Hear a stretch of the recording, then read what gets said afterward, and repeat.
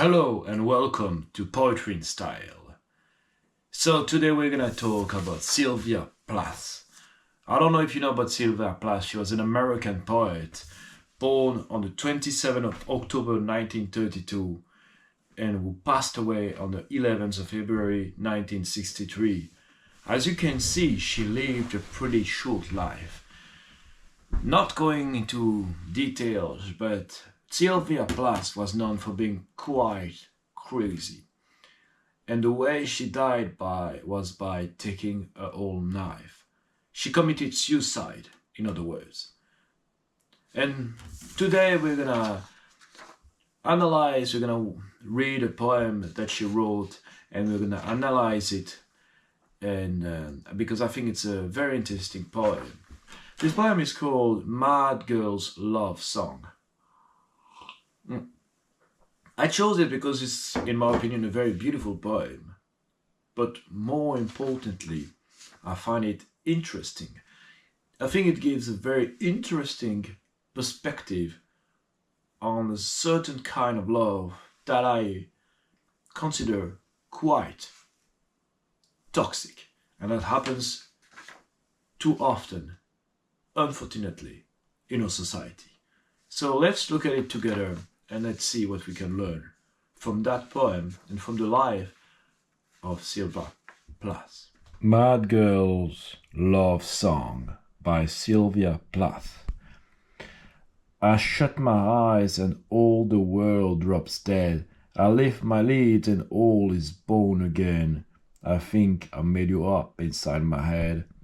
The stars go waltzing out in blue and red, and arbitrary blackness gallops in. I shut my eyes and all the world drops dead. I dreamed that you bewitched me into bed and sung me moonstruck, kissed me quite insane. I think I made you up inside my head.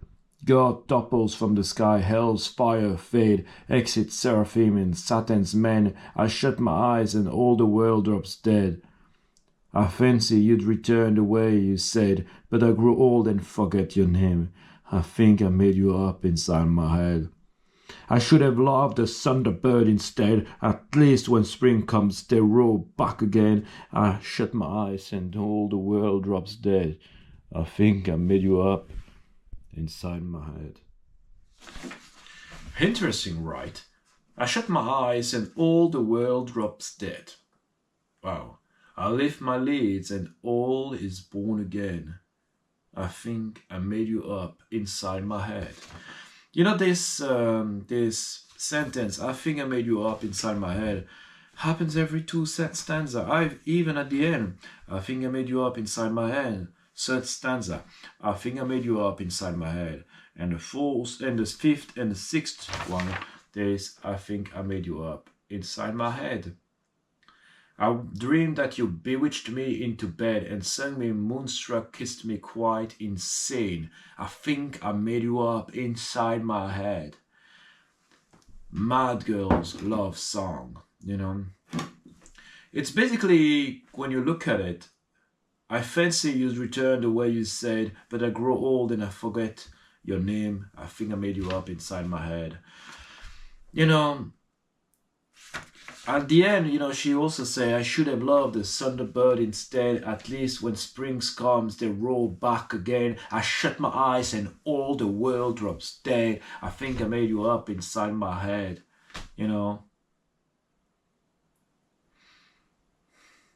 God topples from the sky, hell's fire fade, exit seraphim and Satan's men. I shut my eyes and all the world drops dead.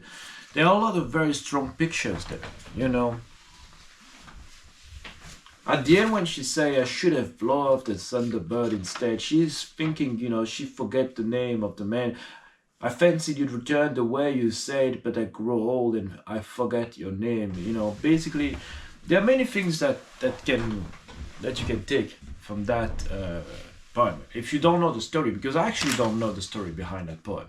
Maybe there's a story, maybe there's no story. It can be that just she's crazy and she's inventing a love, a perfect love, but it doesn't happen because she's just inventing it. It's just in her head, And at the end, she should have loved a Thunderbird instead because they come back. Or maybe there's a story that she might have fallen in love with a man, and that man made promises that he never kept. That man never came back. And that man never told her. Interesting. Whether it's man or woman, the best way to drive somebody insane, and you might have an experience with that, the best way to drive somebody insane is to just ignore that person all of a sudden. You know, you talk to somebody and you communicate with that person, you tell them you love the person, and then at some point you just disappear. And the person is just waiting for an answer. This answer never comes. The problem is when that happens, the whole world hangs on that answer. You know, you look at the tree, is there an answer behind the leaf? You take your meal, is there an answer somewhere in my meal? You receive a letter, is there an answer? Because I mean, obviously that's the time. Right now you receive a text, but you never receive it. And sometimes you hear your phone ringing and oh wow, the person might be just talking to me, but the person is not talking to you, it's somebody else, and you don't care, Maybe you would have cared if you were not expecting that answer, but you are expecting that answer. So you're becoming crazy. It's funny because it sounds like a stupid thing. You can just say, well, this person doesn't answer me, so I'm just gonna tell the person to just leave, you know. But no, you know, it's for some reason it becomes very important, and it happens a lot. And that's just the problem is the way a lot of people deal with love in our society. It's just the way they deal in a very irresponsible way. And there's a lot of, in this world, there's a lot of you look at love stories, for example. Most of the love stories you're gonna find are love stories of people being insane, and it's just, why is that a love story? You know, you love the person because of, you know, kind of irrational reasons, and you love the person despite all the crap going on, you know. And that's actually, this is the reason why that poem is very interesting. Obviously, you can talk about the fact that Sylvia Plath was crazy, and she was. When you study her life, she was crazy. But still, I think it's a great poem. It's very well written. It's very dramatic. And there's this repetition of, I think I made you up inside my head. The thing that made you up inside my head may be the fact that the person doesn't exist, but it might be that I made you up inside my head because the what I thought you were doesn't exist. You pretended to be somebody else, or I actually created a personality around you, and I realized you were not that personality, and that drives me crazy. Because the disappointment doesn't come always from the fact that the person doesn't love you, but that the person is not what you believe or what you wanted the person to be. So I find that poem interesting because when it comes to love poem, I think it's important to take into account that a lot of love stories are based on lies. Either lies that, you know, people tell you, or lies that you tell to yourself. You want the person to be in a certain way, but the person is not what you're looking for. Anyways, you know, there's a lot to unpack. This is, you know, this says the stars go waltzing out in blue and red, and arbitrary blackness gallops in. I shut my eyes and all the world drops dead. What does it mean? I don't know. What does it mean? I don't know, but it's just powerful. You know, it's powerful because at some point you don't know anything. So you have all these pictures, all these images, all those feelings coming to you.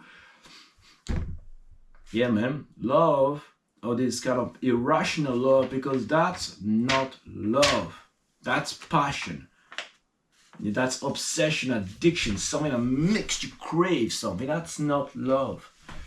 And that's something to take into account. That's not love, you know.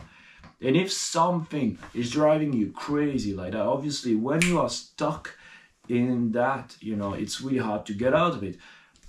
But you need to understand that if something is driving you crazy and something is trying your sanity, then it's not good for you, even if it's beautiful, you know.